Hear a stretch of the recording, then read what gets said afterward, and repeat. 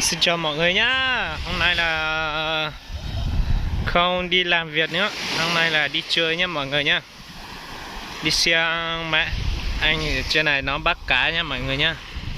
Lần đầu tiên đi xem biển Đông nhá mọi người nhá. Đi xem họ bắt cá xem có được không nhá mọi người nhá.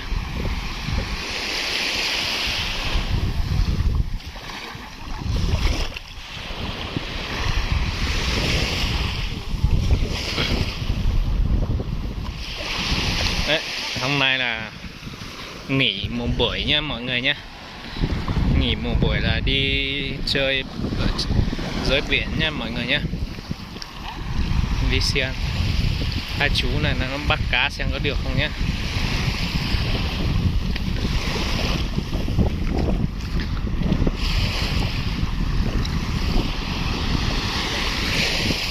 Bắt cá à chú? Ba cái con cá nhỏ nhỏ kìa. Ở bên kia thấy lúc ấy cháu đi chơi bên kia thấy nó nhiều lắm.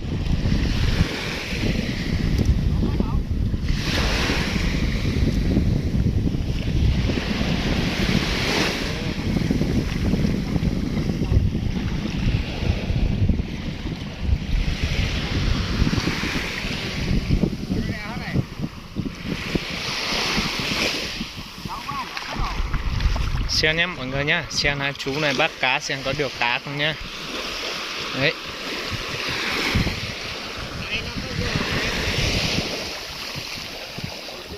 Nhớ cả chụp bò giá giá đây nè.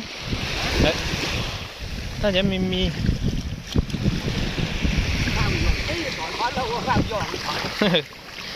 Xem ha.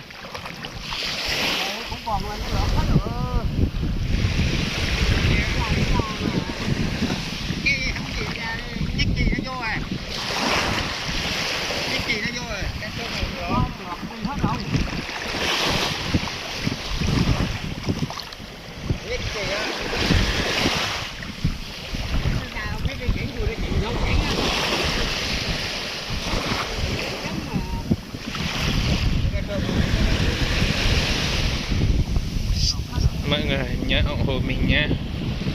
Xem tí có được không nhé.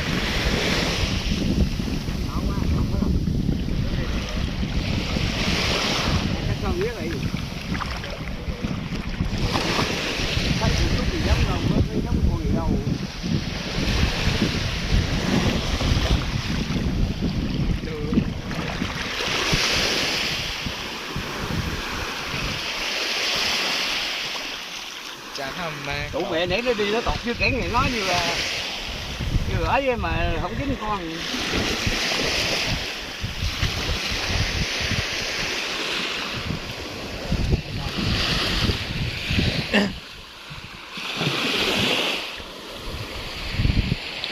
Đấy mọi người xem này, chú này bắt cá nhé.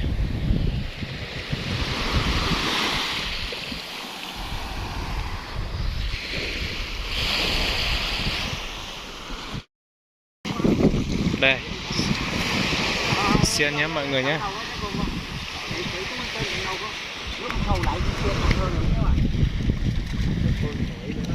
Cháu cứ lúc lâu lại đi ra hay là cháu cứ chào lấy khó con này do hút bầu. Bây giờ có lựu đạn sẽ theo kịp á. Chú kia á. Đúng đương nhiên đây là cá.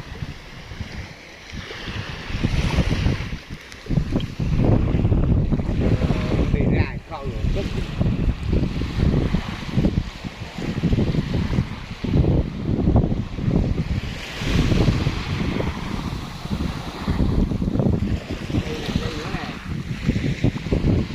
Cá nhỏ quá.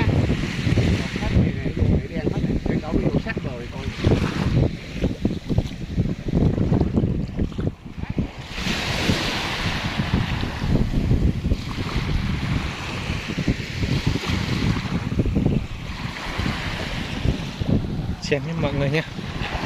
Đi xem bên này nhé. Xem bác có được không nhé.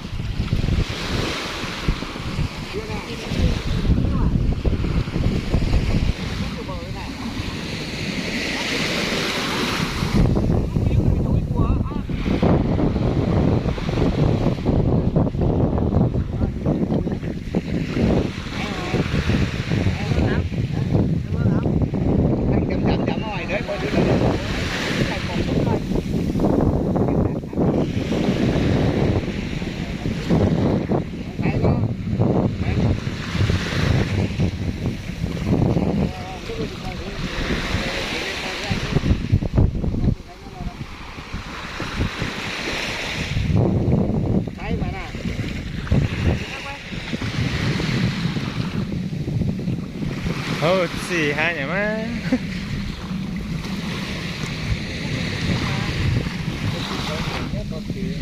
Chỗ cứ chỗ cứ sâu lắm.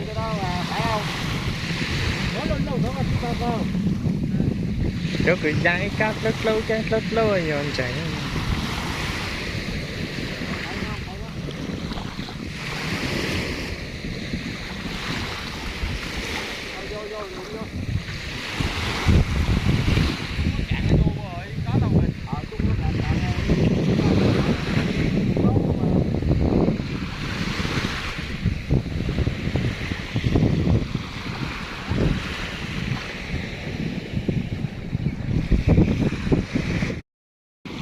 Lại tiếp tục sang bên này nha mọi người nhé.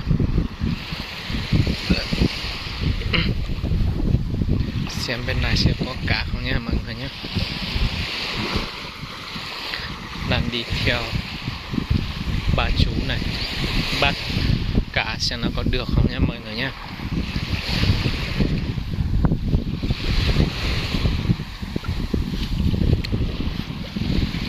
Đây nó gió to quá nha mọi người nhé.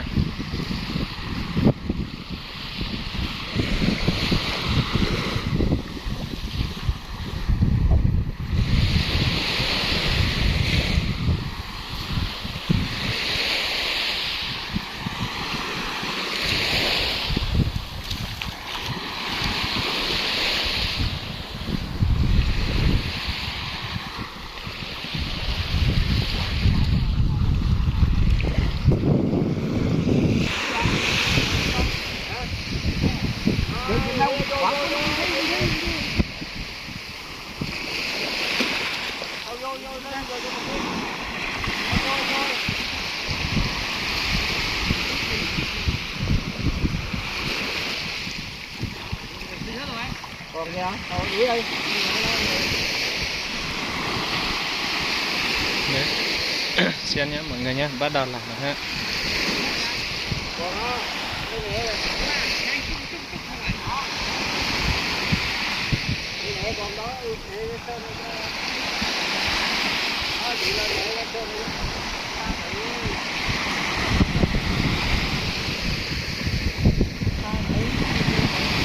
Hả?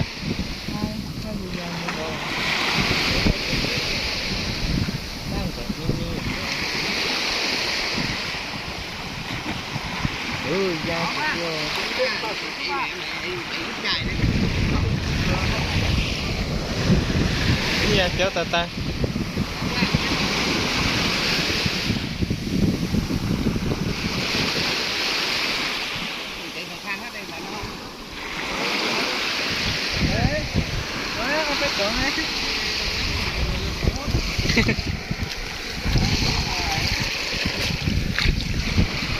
Nó bé quá. Tỏ tên chỉ ra chừng khác nhau. Tao thế. Đấy đây con. Cô chó coi hả? Dạ.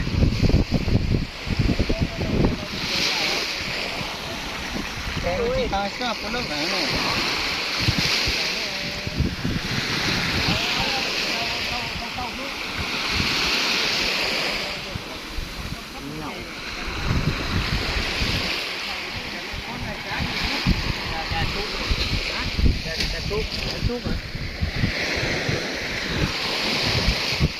Con này ăn, cá này ăn ngon không? Đó là lòng gỏi là không có cái gì là gỏi ngon. Cái này ngon nhất à? Không có cái gì. Không có cá gì ngon mà cá này. Cá này rất luôn.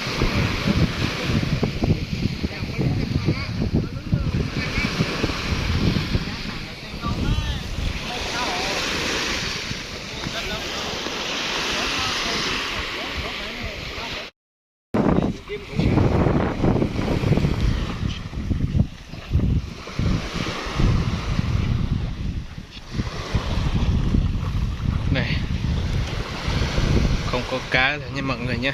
Lại quay đầu sang bên này nhé, xem có không nha mọi người nhé. Nhưng mà có một hút bò lắm. Cái này coi cái chéo thì Đúng rồi. cái đó con này.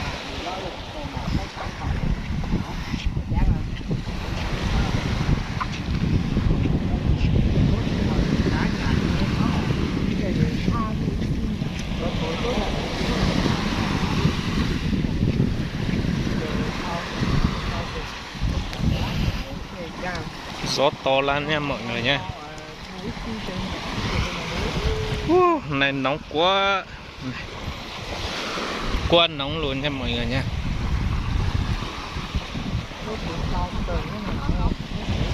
Biển vui rồi. Biển Đông đó là to thật đấy mọi người. Đấy là cái phố mấy bạn đó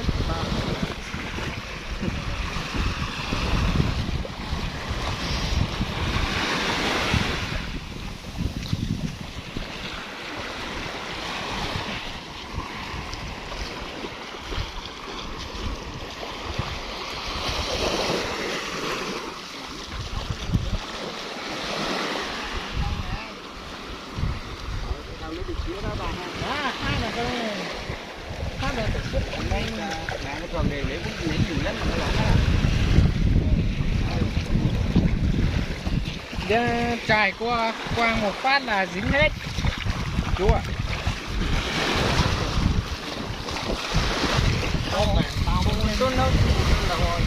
Hả?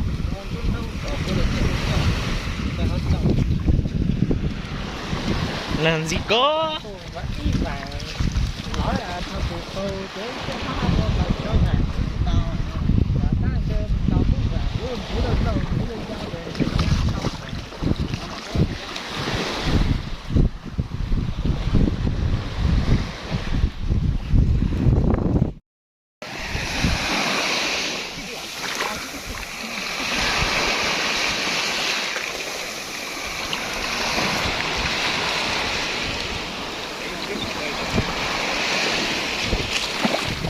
Nước biển nha mọi người nha.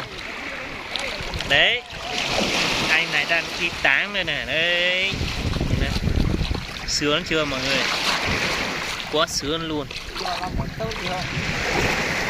Đấy.